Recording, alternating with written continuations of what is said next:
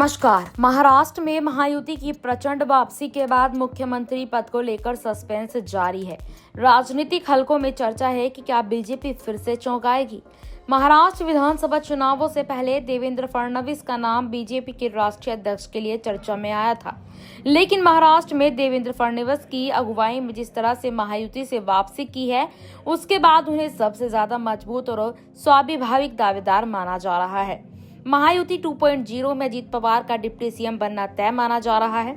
सबसे बड़ा सवाल है कि क्या मुख्यमंत्री एकनाथ शिंदे डिप्टी सीएम बनना पसंद करेंगे या फिर अपनी पार्टी के वरिष्ठ नेता को यह जिम्मेदारी सौंपना चाहेंगे।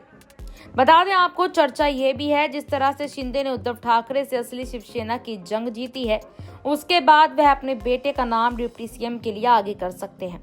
हालांकि एनसीपी नेता छगन भुजबल ने रविवार को अजीत पवार को भी सीएम के काबिल बताया और कहा कि उनका स्ट्राइक रेट भी अच्छा है।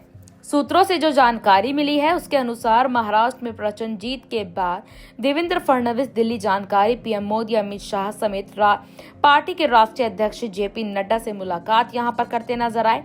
सूत्र बताते हैं कि फडणवीस सीएम की दौड़ में आगे हैं। चुनावी नतीजे के बाद मुंबई उनके निवास सागर बंगले पर भीड़ है।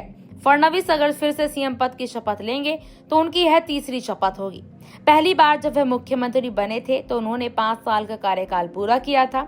दूसरी बार अजीत पवार के सहयोग से उन्होंने सरकार बनाई थी, लेकिन अजीत पवार के वापस एनसीपी में लौटने पर उन्हें इस्तीफा देना पड़ा था। रविवार को एकनाथ शिंदे और अजीत पवार दोनों ने विधायकों और पार्टी नेताओं के साथ। इसी बीच आपको बता दें कि फडणवीस से पहले मनोहर जोशी शिवसेना से ब्राह्मण होते हुए सीएम बने थे।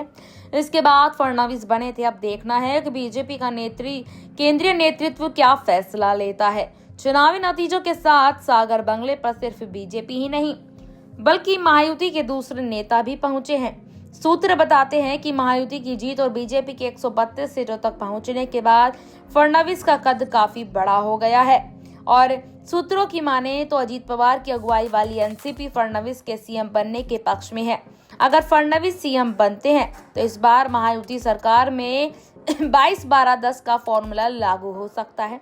22 मंत्री बीजेपी, शिवसेना और एनसीपी से 10 विधायक मंत्री बन सकते हैं। इसी बीच आपको बता दें कि इंतजार अब सबको है कि आखिरकार महाराष्ट्र में क्या होगा फॉर्मूला, कौन बनेगा सीएम। क्या यहाँ पर एकनाथ शिंदे के बेटे श्रीकांत शिंदे को डिप्टी सीएम बनाया जाएगा या फिर सीएम कुर्सी पर बैठाया जाएगा? आपको क्या लगता है? कमेंट सेक्शन में अपनी राय साझा जरूर करें। धन्यवाद।